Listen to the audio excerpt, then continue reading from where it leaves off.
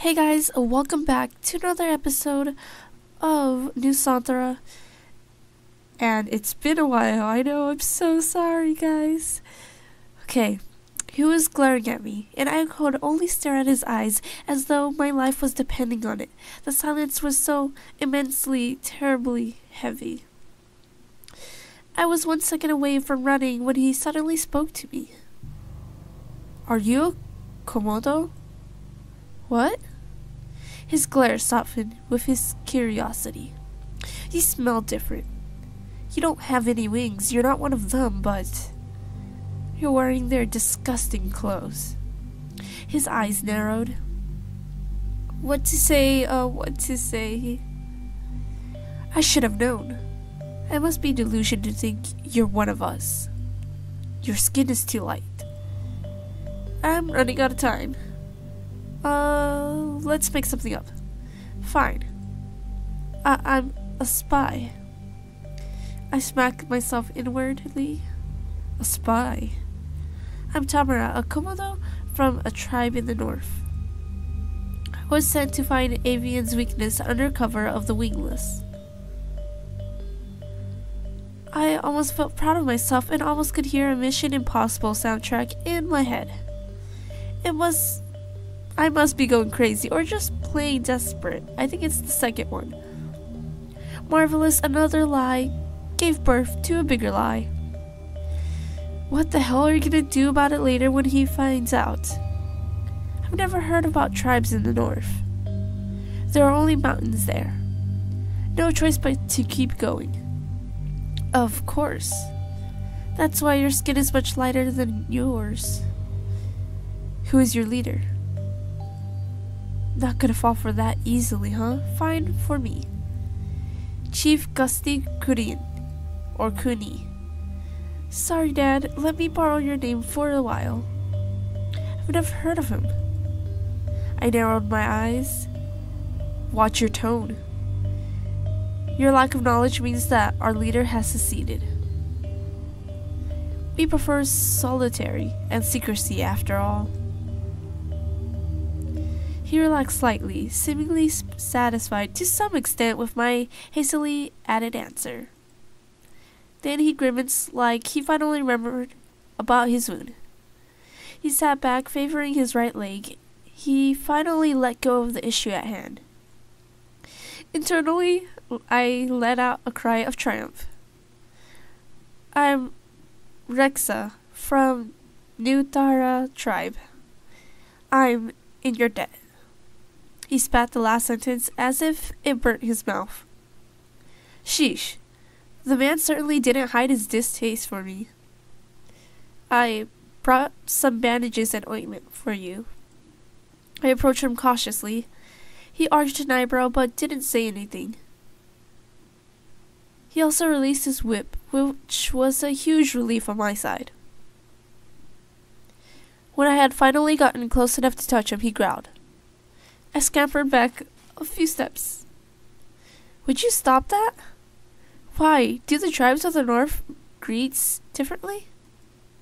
Oh. It just makes me nervous, okay? I'm not the one who threatened someone with a deadly intent earlier. He didn't say anything, only his eyes staring right at me, as if trying to read my mind. I approached him again, my left hand full of bandages and ointment in the other hand. I tried very hard to stop my hammering heart and trembling hands. Here, give me your leg. He moved his leg towards me and winced ever so slightly. The swelling had worsened and the bleeding, though had lessened, hadn't stopped either. Blood was trickling steadily to the already red ground. I leaned closer to him. My lips were sewn into a firm line, as I tried to clean his wound as best I could. When I finally wanted to apply some ointment, he grabbed my arm. I thought my heart leaped into my throat. Still, I refused to retreat now, when I had gotten this far. Let go, Reksha. He narrowed his eyes. His intense green eyes met mine. I said, let go. Gosh. His eyes studied me a little more before he released my hand roughly. I breathed a sigh of relief, which I masked into what sounded like an exasperated sigh. I continued the task at hand, bandaging his wounded feet tightly. This won't do. It will get infected sooner or later if I don't clean it up with hot water or alcohol first. Suddenly the man coughed hard. His face flushed red, and yet he didn't avert his cloudy eyes from mine. Not to mention he's having a high fever too. I clapped my hands, which startled him. We need to get you to Hakuna Falls. What? There's water there. I need it urgently to treat you. I emphasized to get the point across. No, you know the birds patrolled around there. He clenched his jaws. The pain must be getting unbearable. I'll find a place somewhere to hide you afterwards. He looked at me almost in disbelief. How could you be so sure? I quickly covered him with branches before scooting him closer to the bushes. A shadow flew above us. Listen, I need you to trust me, or we'll be found out by them. Or basically you, I whispered. After a few moments, he attempted to get up. He tried hard, really, but as I thought, he couldn't stand on his own. He stumbled and fell flat on the ground. He glared at me as if it was my fault. I edged closer to him. The man was still glaring at me. What? Promise you won't bite? He clicked his tongue as though he was disappointed with my question. What a stupid question. Just answer the damn question. Gosh. Fine, I won't. Give me your word. Again with narrowed eyes. You're so annoying. Well, I give you my word. What are you doing? I'm offering you my shoulder. Obviously, you can't walk by yourself. I won't. Oh, we're running out of time. Just hurry. Reluctantly, he set his right hand on my left shoulder. Finally, he still refused to lean on me, though. I could feel his body tense every time we took a step. With this position, it was getting harder to walk, and we were seriously slower than a slug. Peeved at his attitude and the pace we took, I pulled his right hand over my shoulder, forcing him to lean on me. We stumbled a bit from the force, and I was a little shocked at how hot his body was. His fever must be worse than I thought. Immediately, his eyes pierced mine again. Believing I chose the right act, I glared back at him as though returning his challenge. The glaring contest went on for a few seconds before he started to growl at me. It reverberated in his chest. Okay. I won't back down that easily. I fought it back with a growl of my own. I thought I saw amusement flickered in his eyes before his growling stopped. Finally, he averted his eyes with a scoff. He mumbled something about insolent girl, but I bit back a comment, figuring now was not the time to test his patience. We walked slowly, but we were considerably faster than before, and I was still nervous at our close proximity. At least he's not growling or staring at me anymore. You sounded like a dying rat just now. I'll drop you. After that, we continued walking to Hakuna Falls without any further interruptions.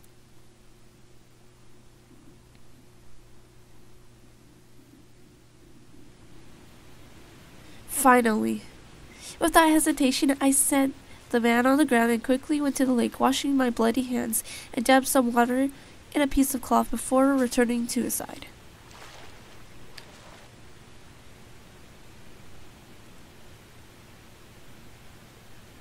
I hesitated a little when my eyes met him. He looked at the damp piece of cloth before relaxing his injured feet, giving me a silent permission. I smiled and slowly cleaned the wound before applying a new bandage and ointment. Is it just my imagination, or he seemed nervous? Now that the malice disappeared from his face, he looked more human and actually looked younger. His face was still red from the fever, and his green eyes flickered from side to side. One of his hands was tapping softly to the ground, as if to say he was losing patience. It was clutching the ground occasionally, the only sign that he was enduring the pain. His body was covered by a light sheen of sweat, and I slapped myself internally. Damn this world, damn its attractive males, and damn my hormones. It sucks. Alright, done. I inspected my work and nodded, satisfied. Is it too tight? He shook his head and closed his eyes. Frowning, I started to search my surroundings for a cave or an opening to use as his shelter. He definitely couldn't stay in the open like this. It would only serve to worsen his fever. My interest fell at the falls, and I walked towards it. There's usually a cave behind a waterfall. Something about a hidden cave in the movie would be cool, and holy cow, there is a cave. I tried to suppress my surprise at my lucky discovery. Honestly, this was too convenient and almost unbelievable. I timidly checked the cave and became more surprised at how big it was the further I went in. It could hold 100 people or so, and I couldn't even see the end of the path yet. I managed to find a smaller and more hidden space of the cave before I went back to the man's side. The space was circled by a considerable amount of rocks, and more importantly, they hid him from the view. Rexa obviously looked skeptical at my discovery, but he decided to use the cave since we didn't have any other options. That, or he was simply too tired to argue with me. The moment I put him slowly to the cave ground, he was already unconscious. The poor guy moaned and groaned, couldn't find peace at all in his sleep. I gasped the moment I saw his injured feet already swelled beyond belief. I guess I'll be nursing him for a while. I think you should take him to the village. You're not a doctor and should actually take him to a doctor, okay? But for now, I needed a return before getting Sukuma searched for me. After a thought, I removed the inner cloth from my long skirt hastily, just enough to cover him to make as a makeshift blanket. How long is your skirt? I hope Ashy wouldn't notice about it. He needed this more than me. After one last look, I headed back to the village.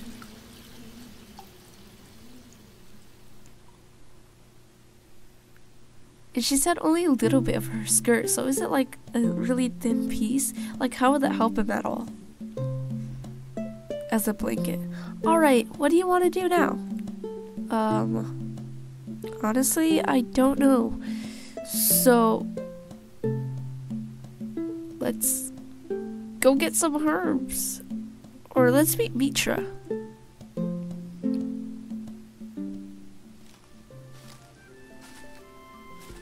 It's alright, Tamara. You'll do just fine. She patted my shoulder in encouragement. Actually, I was thinking you don't have anything to worry about. You absorbed our language lessons like a sponge in the last 3 days. You just won't admit to it. Also, Mitra is really easygoing and friendly, and I forgot about Ashy's voice, but that's okay. I'll get back to it next episode. He also gets along with everyone just fine, even Yuda. That's surprising.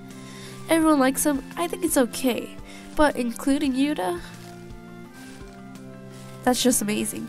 Sensing my interest, she continued her explanation. As far as I know, Yuda and Mitra are childhood friends. Most of the time, they're always together during patrolling. Mitra doesn't visit me, and Sukuma as often as Yuda, though. He's the leader of the patrol troops. He's dependable, kind, and what? Maybe a bit of a bear person? Well, I don't even know what that means, but guys, I'm gonna have to end it here. Thanks so much for watching, and make sure you click that like button and also subscribe to my channel. See you guys soon.